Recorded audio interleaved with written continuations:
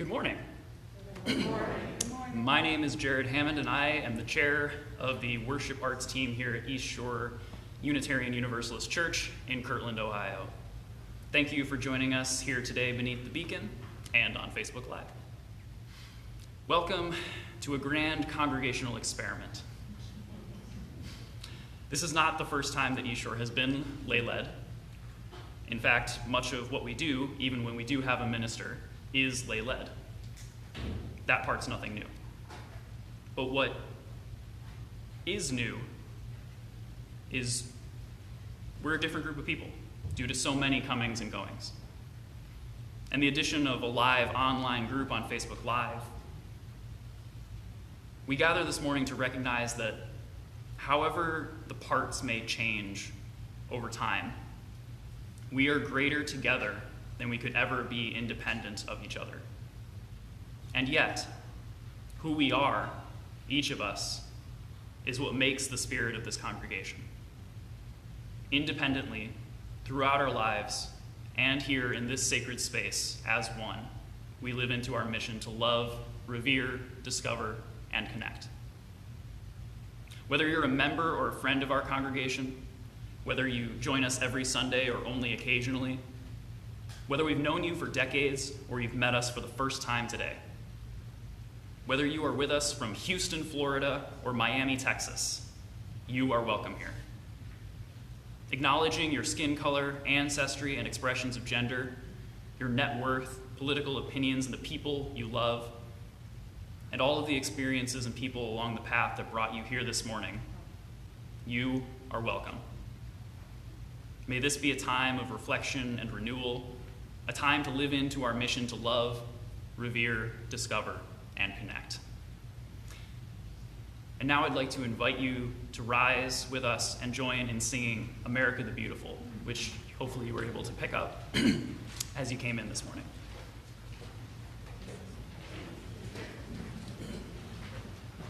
Above the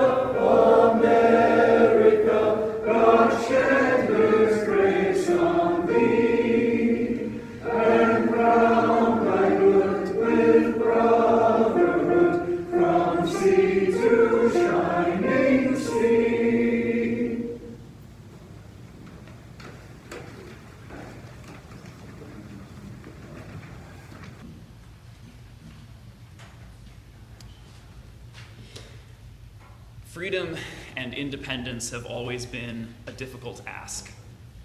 How much freedom and independence is too much when the time comes to impose limits to protect the vulnerable, when the time comes to ask for help when you can't do it alone?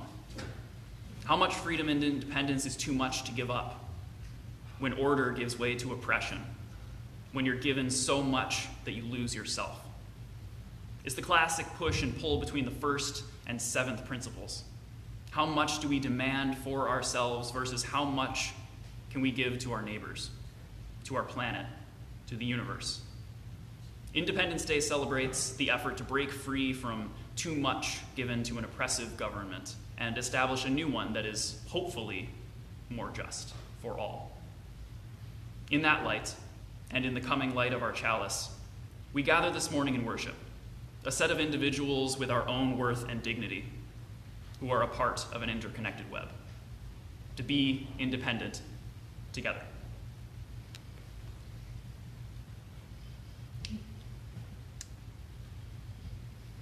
Ember, could you please come up and light the chalice with me?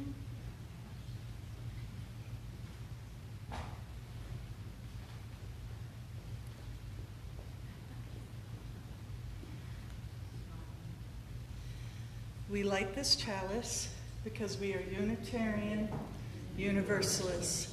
This is the church of the open mind. This is the church of the seeking spirit. This is the church of the helping hands. And this is the church of, we are the church. We are the church, not this is the church. We are the church.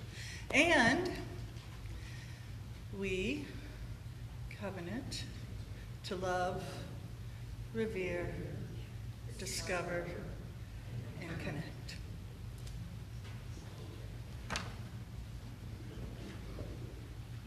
What's next?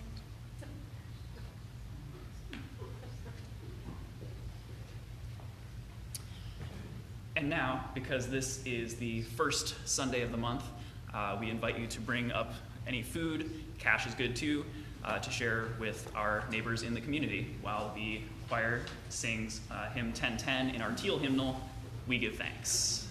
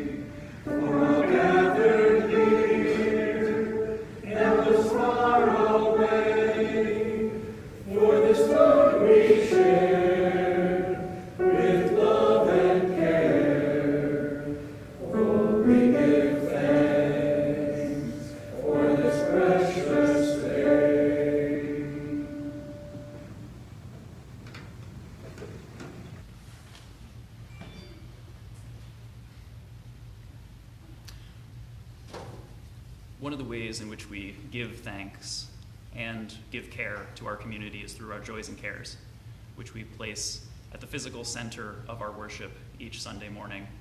And now that we're here in person, some of us, I invite you, if you have not had an opportunity to do so already, to grab a stone from the bowl in the back there, like this one here, and to hold it in your hand.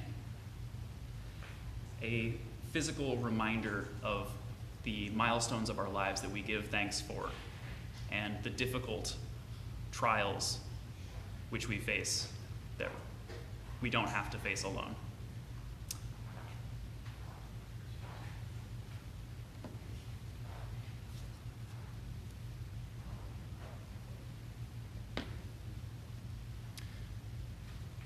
We have nothing written in the book this morning specifically, but we do recognize that many of our neighbors around the world are still struggling for various reasons, and we do make special note of many of our neighbors in Canada who are dealing with many issues over the past couple of weeks that we've been hearing about.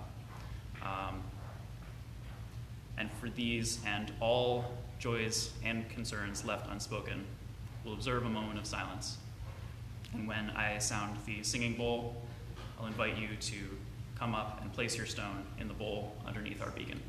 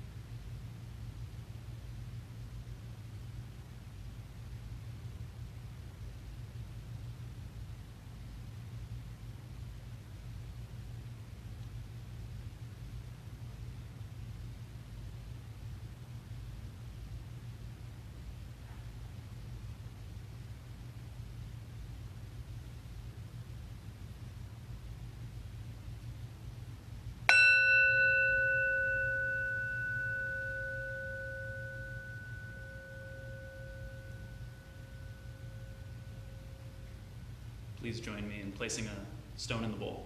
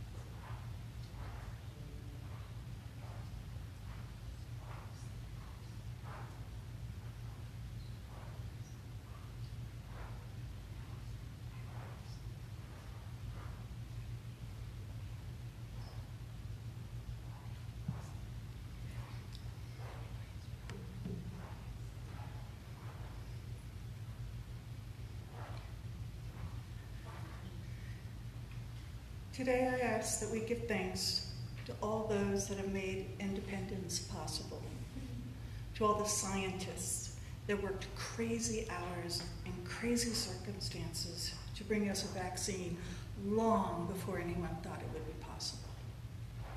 We give thanks to all the behind-the-scene workers in the government that helped us with unemployment payments, food stamps, and stimulus checks, even when the computers became overwhelmed and people's tempers short. We give thanks to the thousands of people who have worked long days to distribute the vaccine across the nation and the globe. We give thanks to all those who have worked in our local communities, even when their safety was uncertain.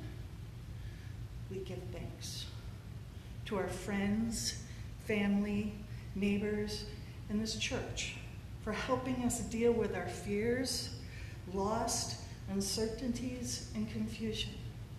We give thanks. And as we go forward, let us remember all that you have given, and to you we give thanks. Amen. Jai Sachidana.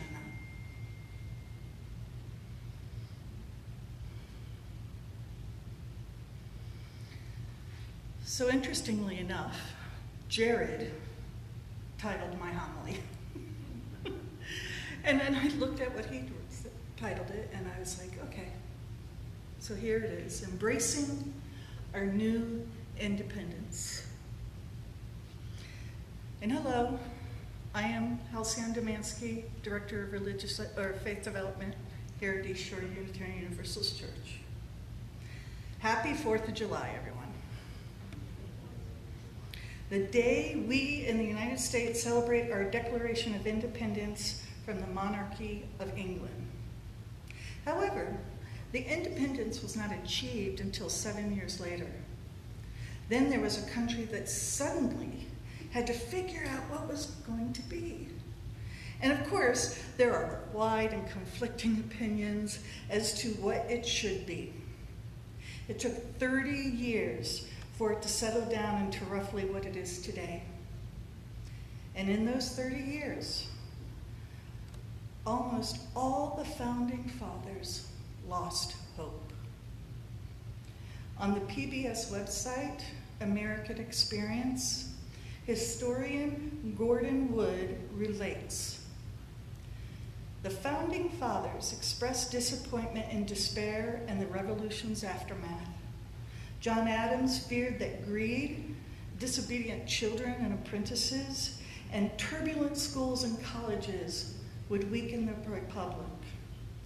In 1813, he asked when, where, and how the present chaos would be arranged into order.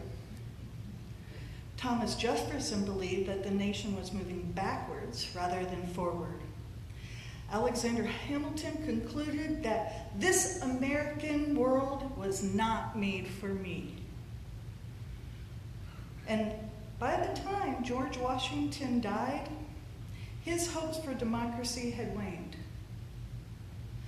Benjamin Rush, a physician and signer of the Declaration of Independence, eventually threw his notes and documents for a planned memoir of the Revolution into the fire. Americans' revolutionary experiment on behalf of liberty, he wrote in 1812, will certainly fail. But it did not fail. It was not easy, and as I have said before, freedom is not free. Freedom does not mean everything you want is handed to you. It does not mean that everything is done in the way you want it. It surely does not mean everything will be easier to accomplish. The people at the end of the Revolutionary War probably felt much as we do now. What next? What will it happen? Who will it do it? Will I like it? Will it work for me? And so on. But now it is the whole world asking these questions. And it's us here at East Shore asking these questions. So I ask you, what next? How will it happen? Who's going to do it? However, I would also like you not to ask, will I like it? Not to ask, will it work for me? But instead ask, will we like it? Will it work for us? But first, let's examine this word we. Most times when someone says we, they are unconsciously thinking me. It's natural to do so. For example, I give you the preamble to the Constitution. When it was written by those disillusioned forefathers, we the people, in order to form a more perfect union. Well, historically, a perfect union was set up for you if you were male, white, and wealthy. We the people of the United States established justice. unless you were a slave, Native American, poor. We, the people of the United States, ensure domestic tranquility. There is still a prevailing belief that women should provide all that a man would need at home. Women are still blamed for their own abuse. We, the people of the United States, provide for a common defense. Since I was born, that defense was used against the common people again and again, from Kent State shootings to the actions against peaceful protesters this past year. We, the people of the United States, promote the general welfare. Whose welfare? At the time this was written, the only people entitled to welfare were property-owning men. And securing the blessings of liberty to ourselves and our prosperity, meaning men. To this day, women are still not legally covered by the Constitution. We, the people of the United States, do ordain and establish this Constitution for the United States of America. Really? All the people? Or just those in power? Now, I am not trying to destroy the preamble on the 4th of July. I actually want that to happen, that preamble to happen. But I'm trying to show you how we so often means me or mine. Would those forefathers have been so disappointed if they had truly felt the we and not the me? For it to truly be a we, there has to be compromise, kindness, knowing, growing, willingness to change, to let go, to know it will not always be your way or your idea, to fail without accusations, and to it again and again, because everything is always growing and changing. That is what we should mean.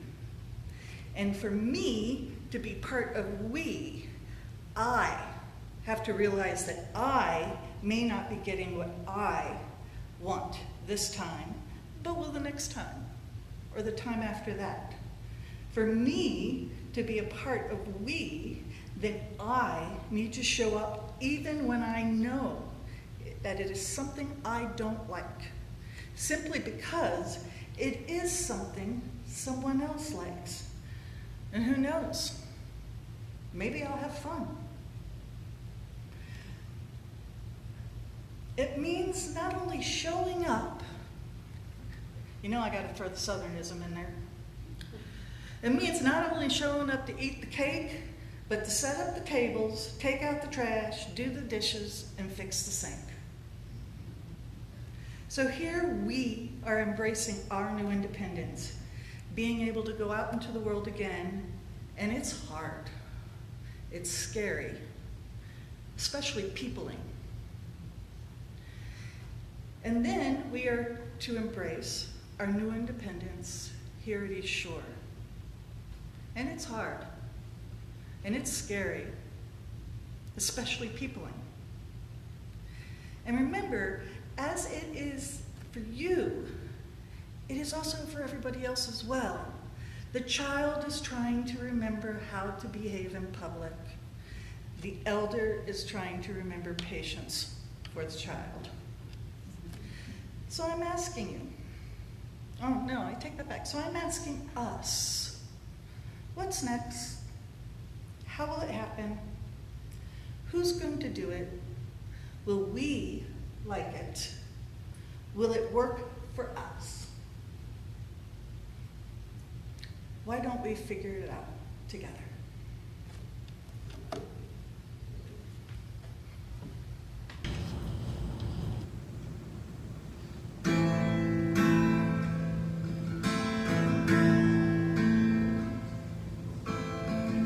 I'm just a poor wayfaring stranger, traveling through this world of woe.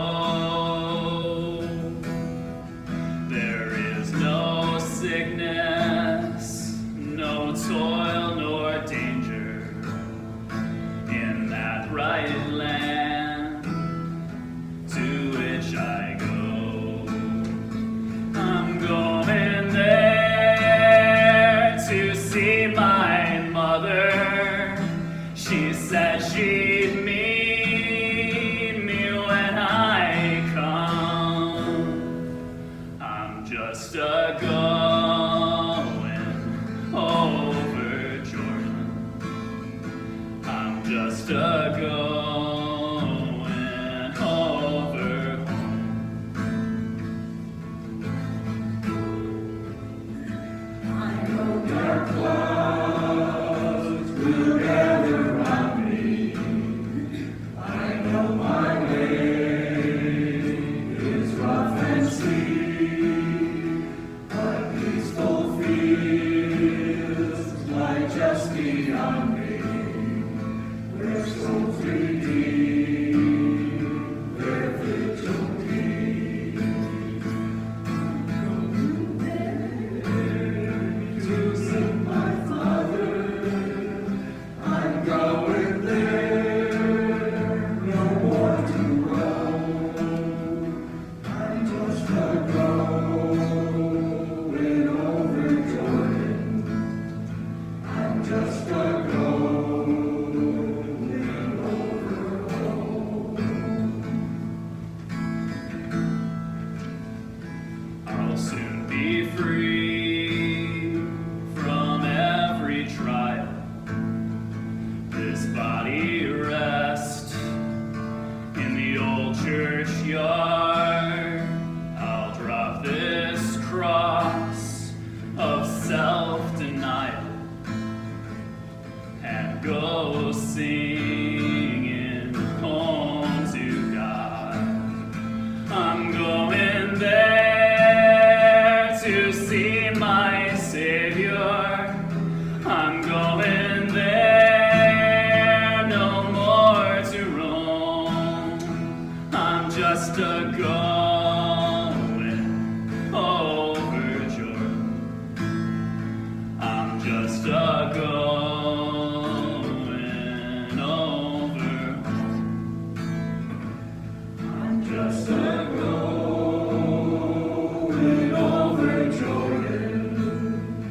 I'm just a going over.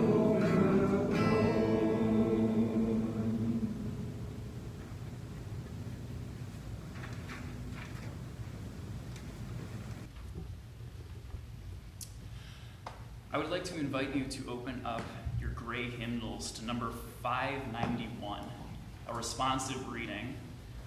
I will read the portion in the plain text, and I will ask you to respond with the text in italics after each line. And this is What number again? number 591. Thank you. Absolutely. I Call That Church Free by James Luther Adams.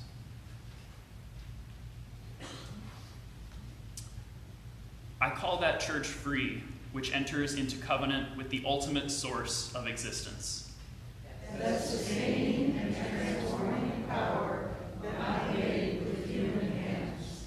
It binds together families and generations, protecting against the idolatry of any human claim to absolute truth or authority. This covenant is the charter and responsibility and joy of the church in the face of death as well as life. I call that church free, which brings individuals into a caring, trusting fellowship. That protects and nourishes their integrity and spiritual freedom that yearns to belong to the Church Universalist. It is open to insight and conscience from every source. It bursts through rigid tradition, giving rise to new and living language, to new and broader fellowship. It is a pilgrim church, a servant church, an adventure of spirit. The goal is the prophethood and priesthood of all believers, the one for the liberty of prophesying, the other for the ministry of healing.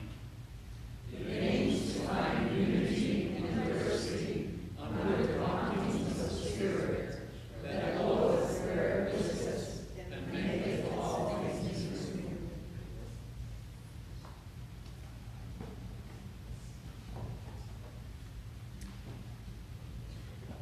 So So the interesting thing about my homily is that I also named mine. So you could say that we named it.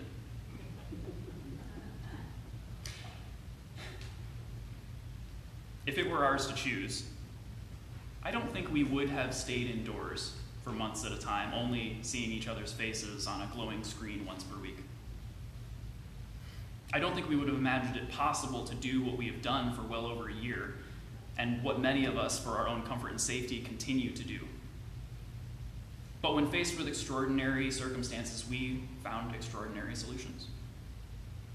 We were forced to be very independent from each other, from members of our own families, friends, things and places that were a part of our routines, things that we valued and did not desire to give up.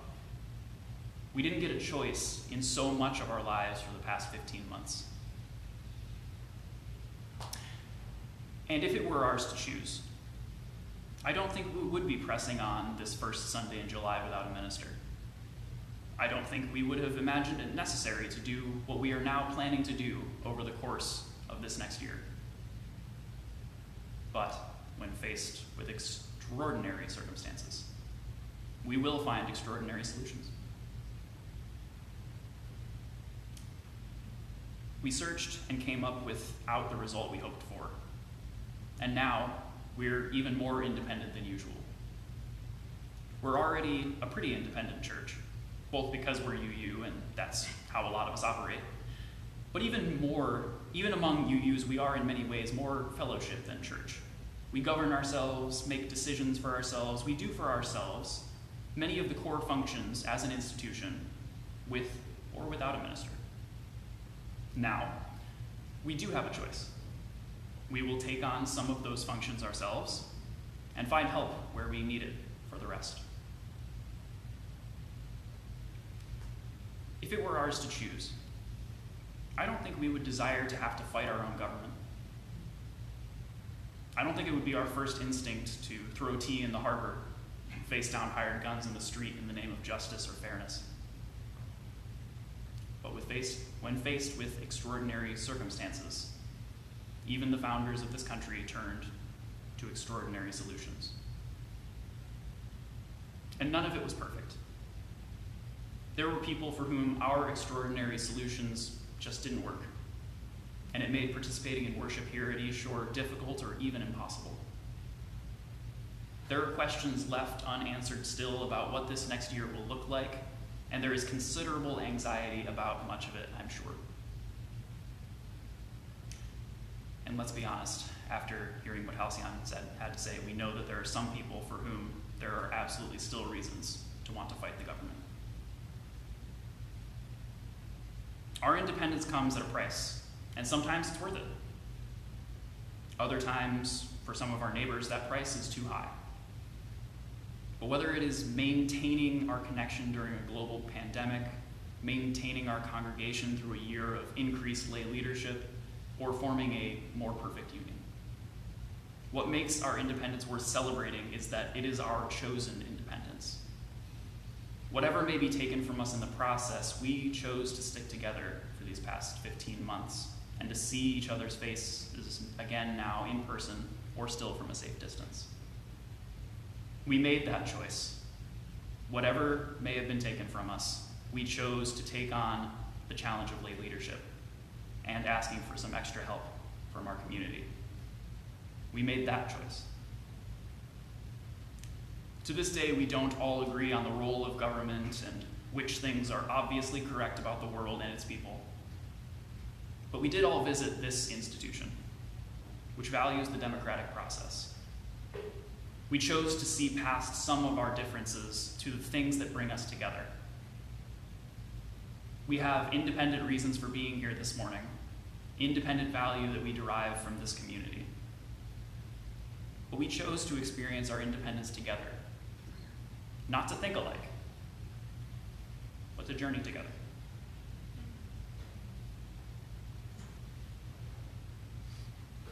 Another choice that we make is how much we give. We give of our time to be here on Sunday morning.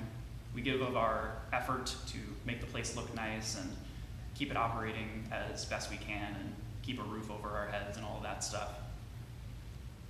We give financial contributions to the church. And we give thanks for that. You make your independent choices as to what it is that you can and are able to give, and you do that.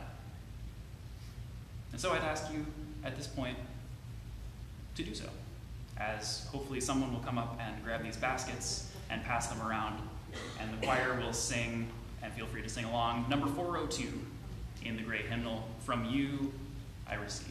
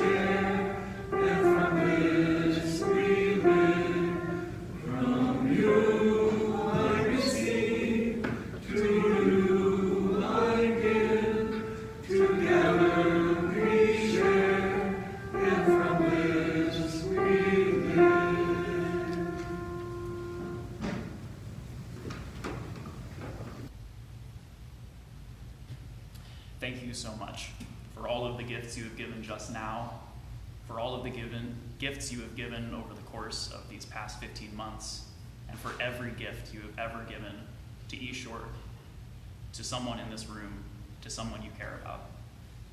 Thank you. Announcements. There's probably announcements. Do you have any announcements? I don't have any announcements. That's speak of announcements. Cool. So please forgive me. I don't have the dates, but there are beverages and banters scheduled to happen here at church in the Memorial Garden and or inside based on weather. You can find those dates and times on eastshore.org in the calendar. Starting, not next Sunday, but the Sunday after, we will start Sunday summer camp where, and once again, I say this all the time, but there will be things for the adults to do. I will keep this stuff out during coffee hour. You want to come and do it, it's there for you to learn from as well. And so we're doing the theme of play based on our 4 words: love, revere, discover, and connect. So a couple of those Sundays there will be a science fair, mini science fair to discover. There's lots of different things. Lastly, I have the opportunity to create a church retreat, a weekend church retreat. I have this space. It's space that we paid for and we're not able to use at the time because of COVID. If this is something you are interested in helping me design, helping me create, please come and let me know, because I think this would be an amazing opportunity. And I know that you guys used to have church retreats all the time, right? Mm-hmm. Yeah, well, let's have a little one now. So that's it. Girls, go. Also first Wednesday night. First Wednesday night. Oh, thank you. So this Wednesday is first Wednesday night. How was it? This coming Wednesday is our first Wednesday night. We will be meeting here. There will be food. I am making food. There will be a little tiny spiritual gathering. And because it is July, I chose to create a summer food. So it's going to be hot dogs and veggie dogs. I'm going to make my homemade potato salad. Might make my deviled eggs. I mean, just that kind of thing. And if you would like to bring desserts or anything to add to that, please, more than welcome. Dinner will start at 6 or 6:30? 6. Dinner will start at 6. And next Sunday, we will be having a bubble communion. Or not a bubble communion. Yes. A bubble communion, a bubble service. Okay. Did I forget anything? Anybody else? Huh? Prayer circles will be on Wednesday in the Memorial Garden. Actually, in the church building at 6:15. At 6:15 in the morning in the chapel at the end of the hall, there will be prayer circle. And the prayer circle will be online as well. Anything else I forgot? See, this is why we should write this stuff down.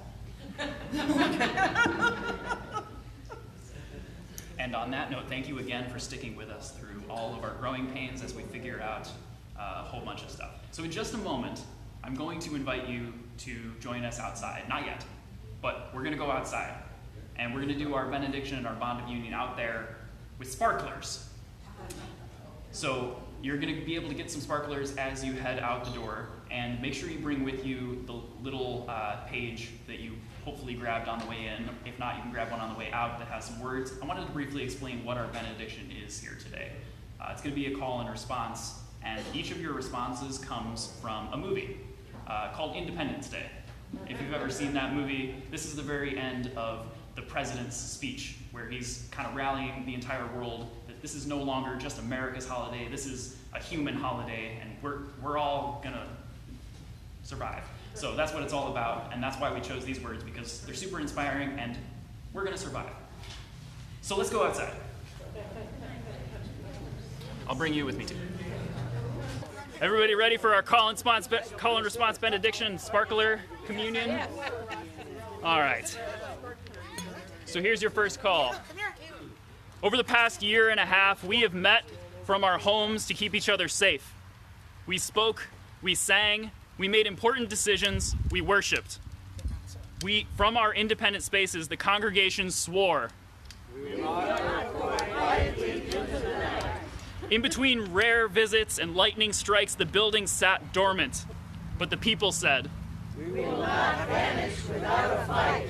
We returned to this building to once again see each other in person, and we rejoiced.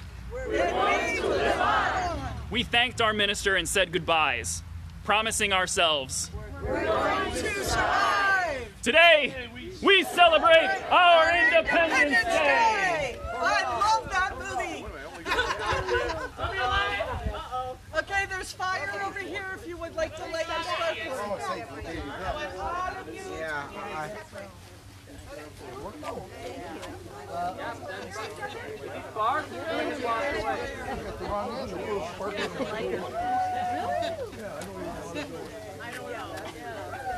You got this. But you need two of them, don't you?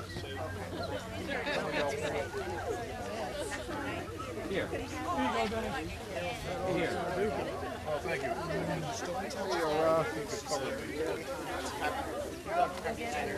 Need a light? Got two. Let me up.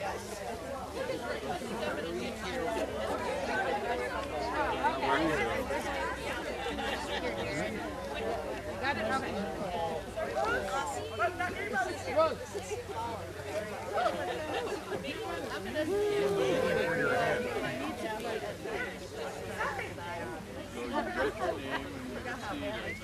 I know, right? Let's go outside.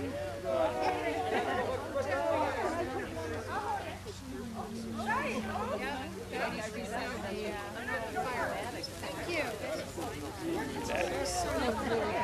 Everybody, I would also like to say on this Independence Day that Robin McBride, who is in the Navy, has come home to join us. Yay! Come home for good?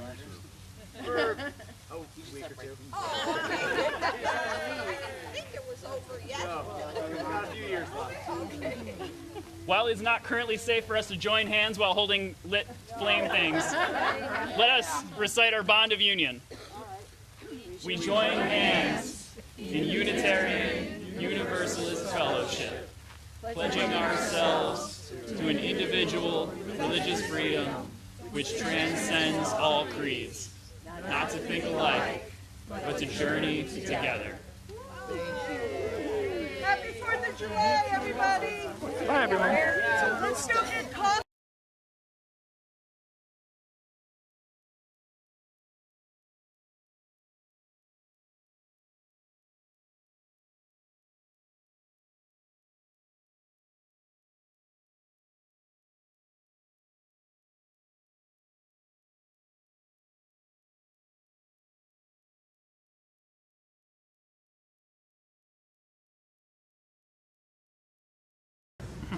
we're going outside. We're going outside. Here we go, we're going outside. We're going outside. We're going outside. I'm singing to the people who are on Facebook Live. We're going outside. We're going outside. We're going outside. Here we go, we're going outside. Going outside. Here we go. Oh, we can go outside. That's fine. Yeah, let's go outside. We're going out the front. Going outside. We're going outside. Here we go. We're going outside. Oh, we're going outside.